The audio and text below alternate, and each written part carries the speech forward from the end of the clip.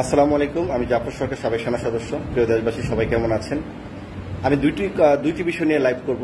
একটি হচ্ছে আগামী ফেব্রুয়ারি 2026 সালে বাংলাদেশে সত্যিই কি নির্বাচন হবে কিনা, এবং আপনার গতকালকে যে 5ই আগস্ট গেল, যে আপনার জুলাই সনদপত্র, এই বিষয় নিয়ে দুটি কথাই আমি বলবো।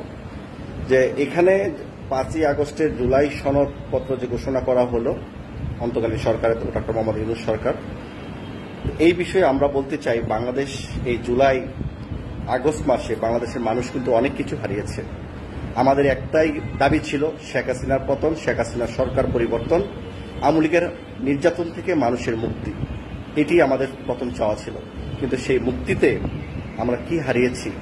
সাধারণ জনতা হারিয়েছি, মেধাবী শিক্ষার্থী হারিয়েছি, বিভিন্ন দলের নেতাকর্মী হারিয়েছি, এবং সেই সাথে বাংলাদেশের রাষ্ট্রীয় প্রশিক্ষণপ্রাপ্ত প্রায় 3400 পুলিশ সদস্য অফিসার আমরা হারিয়েছি, যার পরিবার লক্ষ পরিবার ছিল।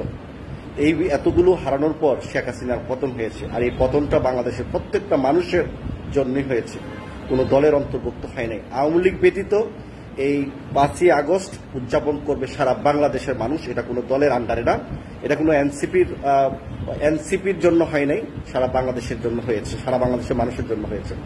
একটি কথা আমি বলতে চাই, এখানে এনসিপি মূল ভূমিকাটা নিতে চায় যে জুলাই আগস্ট, জুলাই সনদপত্র এবং আগস্টের যুদ্ধ, যত লোক মারা গেছে ছাত্রছাত্রী সব মনে এনসিপি গ্রুপের লোক। আসলে কিন্তু তা না। এনসিপি গোলাপানিতে মাছ শিকার করতে চাচ্ছে। আওয়ামী লীগ 1971 সালে যুদ্ধ না করেও মানে মুক্তিযোদ্ধার চেতনা নিয়ে তারা রাজনীতি করে গেছে। ঠিক তারাও জুলাইয়ের এই এনসিপি যারা আছে বর্তমানে, এই 7-8 নেতা ছাড়া আমরা কিন্তু আর কাউকে এখন দেখি না। অথচ ওনারা বলে যে সারা বাংলাদেশে ছাত্র সমন্বয় ছিল, শত শত সমন্বয় ছিল। ওনারা আসলে কোথায়? যারা এখন আছে 2-3 জন ছাড়া কিন্তু আমরা কখনো মিডিয়াতে এই জুলাই যুদ্ধ যখন হইলো, বিপ্লব হইলো, তখন কিন্তু আমরা কাউকে দেখি নাই, 2-3 জন ছাড়া। এখন নেতার কোনো অভাব নাই, নেতৃত্বের কোনো অভাব নাই এনসিপিতে। আরেকটা বিতর্কিত হলো, যেখানে 5ই আগস্ট আপনার জুলাই সনদপত্র ঘোষণা হবে, কিন্তু 4ই আগস্ট এনসিপির 5 বিশ্ব নেতা, জাতীয় নেতা, যারা একদম বিশ্ব কি বলবো, জাতীয় নেতার উপর তো ওরা বিশ্ব নেতা, এনসিপির 5 জন তারা কক্সবাজার গেছে ডাক্তার জারাকে নিয়ে, এবং তাদের মধ্যে মন্তব্য হচ্ছে যে আমাদের 4 জনে ক্লান্ত হয়ে গেছি, তাই আমরা ঘুরতে গিয়েছিলাম, সাথে জারাকে নিয়ে গেছিলাম, মানে একজন মহিলাকে নিয়ে গেছে, মেয়েকে নিয়ে গেছে তারা মানে মনটা ফ্রেশ করার জন্য। আবার অনেকে বলছে আমেরিকার সাবেক রাষ্ট্রদূত পিটার হাসের সাথে নাকি তারা গোপনে বৈঠক করেছেন, এবং আরো অনেক কিছু আমরা মন্তব্য শুনছি যে তারা 4 বন্ধু এখানে গিয়েছেন, কিন্তু তারা জানতেন না ওইখানে যারা, ওই যে ডাক্তার যারা গিয়েছিলেন, তাসলিম যারা, তো ওই তাসলিম যারা আসার কারণে পিটার হাস খবর পেয়েছেন, পিটার হাস দ্রুত তাসলিম যারার সাথে সাক্ষাৎ করতে এসেছেন, এরকম ধরনের মন্তব্য আমরা শুনছি। আমরা শুধু একটি কথা বলতে চাই, আমরা যেন জুলাইয়ের এই বিপ্লবটাকে বেশি প্রাধান্য না দিয়ে 71 সালে যুদ্ধ বা 71 সালে মুক্তিযুদ্ধের জন্য আমরা ভুলে না যাই, তাহলে কিন্তু আমরা মুনাফেক হয়ে যাব। 1971 সালে যুদ্ধটা ছিল আমরা জীবন মরণের প্রশ্ন, এবং একটি রাষ্ট্রের মালিক হওয়া, একটি রাষ্ট্র থেকে আলাদা হওয়া, 30 লক্ষ লোকের শহীদের বিনিময়ে, মা বোনের ইজ্জতের বিনিময়ে একটি রাষ্ট্রের মালিকানা আমরা পেয়েছি। আর শেখ হাসিনার 2024-এর জুলাই আগস্টের যে বিপ্লবটা ছিল, এটা ছিল একটা আওয়ামী লীগ একটা দলের বিরুদ্ধে সারা বাংলাদেশের প্রতিবাদ। আমরা ওর কথায় আছে না, স্বাধীনতা রক্ষার চেয়ে স্বাধীনতা অর্জনের চেয়ে স্বাধীনতা রক্ষা করা কঠিন। আমরা 1971 সালে স্বাধীনতা অর্জন করেছি, 2024 সালে সেটারই একটা ধারাবাহিকতায় আমরা স্বাধীনতা রক্ষা করেছি। কারণ আওয়ামী লীগের সরকার স্বাধীনতাকে বিতর্কিত করেছে, সংবিধানকে বিতর্কিত করেছে, ভোট হরণ করেছে, জনগণের গলা চেপে ধরেছে, মানুষকে কথা বাক স্বাধীনতা কেড়ে নিয়েছিল। সেটার থেকে আমরা মুক্তি পেয়েছি, মানে একটা স্বাধীনতার রক্ষা করার একটা অংশ হিসেবে পেয়েছি। তো আমরা ভাববো বাংলাদেশের এই যে আগস্ট মাস নিয়ে যেগুলো আছে, এগুলা যেন আমরা প্রত্যেকটা জিনিসই মূল্যায়ন করি। আমাদের একটাই কথা ছিল যে শেখ হাসিনার পতন, উনি পালিয়েছে, এটাই আমাদের জন্য একটা দিবস, এই দিবসটাই আমাদের জন্য গুরুত্ব ছিল। তাহলে এটা বাংলাদেশের মানুষ ইতিহাসগুলো জানতো, শেখ হাসিনা কি কারণে পালিয়ে গেছে, এই দিবসটা কেন হয়েছে, মানুষ আরো ইয়াং জেনারেশন, ভবিষ্যৎ যারা আসবে, ভবিষ্যৎ ছেলেমেয়েরা তারা জানতে পারত।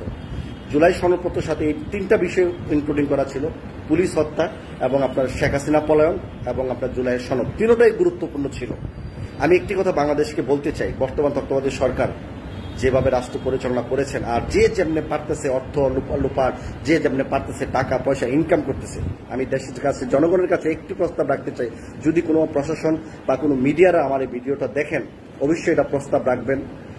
এই অন্তর্বর্তী সরকার তো আছেই, বাংলাদেশের যে কোনো রাষ্ট্রপ্রধান সরকার ক্ষমতায় থাকবে, সরকার ক্ষমতায় পরাজিত হওয়ার পর কোনো দলীয় সরকারের এমপি, মন্ত্রী, চেয়ারম্যান, মেয়র এবং রাষ্ট্র মানে দলীয় সরকার মানে দলীয় প্রধান তারা যেন বাংলাদেশের বাইরে যেতে না পারে।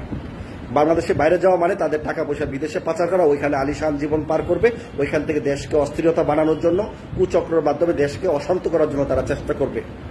তাই তারা দেশেই থাকবে, বিচার হলে দেশে আসবে, কারণ এত টাকা আত্মসাৎ করে কেউ দেশে থাকতে পারবে না, আর দেশে থাকলে এই টাকার হিসাব দিতে হবে। তাই বাংলাদেশের যত বড় রাজনীতিবিদ আছে চিকিৎসার নামে যেন তারা বিদেশে কোনো অর্থ পাচার না করতে পারে, ওইখানে যায় যেন কোনো সিন্ডিকেট না করতে পারে, সেই বিষয়ে সকলকে আমাদের ঐক্যমত থাকতে হবে। তাহলে বাংলাদেশে দুর্নীতিমুক্ত হবে, গরিব দুঃখী অসহায় মানুষের কর্মসংস্থান হবে। আমি যদি এক এমপি মন্ত্রী হলাম, আমি যদি 2,000 কোটি 5,000 কোটি টাকা পাঠিয়ে দিই বিদেশে, তো আমি যাবই, কারণ ওইখানে আমার অবস্থান হবে। আর যদি আমি বিদেশে না যাই, সরকার যদি সিস্টেম করে দেয় যারা রাজনীতি করবে তারা রাজনীতি সরকার এমপি মন্ত্রী হওয়ার পর বা দল পরিবর্তন হলেও তারা বিদেশে স্থায়ীভাবে থাকতে পারবে না, যতক্ষণ পর্যন্ত তার ব্যাপারে ইনভেস্টিগেশন না হবে, সে দুর্নীতি করেছে কিনা, কারো টাকা আত্মসাৎ করেছে কিনা, তাহলে দেখবেন যে বাংলাদেশ ভালো চলে। কারণ এই টাকাগুলো আত্মসাৎ করলে বাংলাদেশে ধরা খেয়ে যাবে। এই বিষয়গুলো আপনারা একটু বিবেচনা করবেন। আমরা বাংলাদেশের এই গণ অভ্যুত্থানের বিপ্লবের সকল মানুষ আমরা সাক্ষী। সারা বাংলাদেশে যেরকম আন্দোলন সংগ্রাম প্রতিবাদ করেছিল, ইন্টারনেট বন্ধ করে দিয়ে ছাত্রছাত্রীদের, সাধারণ জনগণকে, বিভিন্ন দলের নেতাকর্মীকে হত্যা করেছিল, বিদেশের প্রবাসীরা কিন্তু সমস্ত প্রতিবাদ করেছিল। এই সহযুদ্ধে, এই বিপ্লবের মধ্যে মহানায়ক কিন্তু প্রবাসীরাও।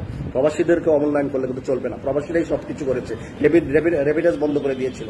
অতএব আমাদের এই জুলাই সনদ, জুলাইয়ের যোদ্ধা হিসাবে আমাদের প্রবাসীদেরকে মূল্যায়ন করতে হবে। প্রিয় দেশবাসী, আমাদের এই বাংলাদেশ এগিয়ে যাক, দুর্নীতিমুক্ত বাংলাদেশ হোক। আর আগামীতে বাংলাদেশে সত্যি কি নির্বাচন হবে কিনা এটা আমার একটা ডাউট আছে। কারণ কি জানেন, যেভাবে এনসিপি চাচ্ছে, জামাত চাচ্ছে, আরো পেয়ার নির্বাচন চাচ্ছে, বাংলাদেশে যেন নির্বাচন না হয়, আরো 5 বছর ক্ষমতা থাকতে চাই, এমনও তো হতে পারে। ডক্টর মোহাম্মদ ইউনূস সাহেব বলেছেন যে ফেব্রুয়ারিতে নির্বাচন হবেন। যদি সেই ফেব্রুয়ারির আগে যদি বাংলাদেশ একটা অঘটন ঘটায়, একটা নৈরাজ্য ঘটায়, একটা মানে বড় ধরনের মানে একটা খারাপ পরিস্থিতি দেশে তৈরি করে, তখন বলবে যে বাংলাদেশে নির্বাচন হওয়ার পরিস্থিতি নাই। কারণ বঙ্গবন্ধু শেখ মুজিবুর রহমান নির্বাচন ছাড়া সরকার গঠন করেছে, জিয়াউর রহমান হানা বুটে নির্বাচন করেছে, হোসেন মোহাম্মদ জেনারেল এরশাদ জাতীয় পার্টির উনিও সামরিক শাসন করে মানে এই সরকার মানে রাষ্ট্র পরিচালনায় ছিলেন।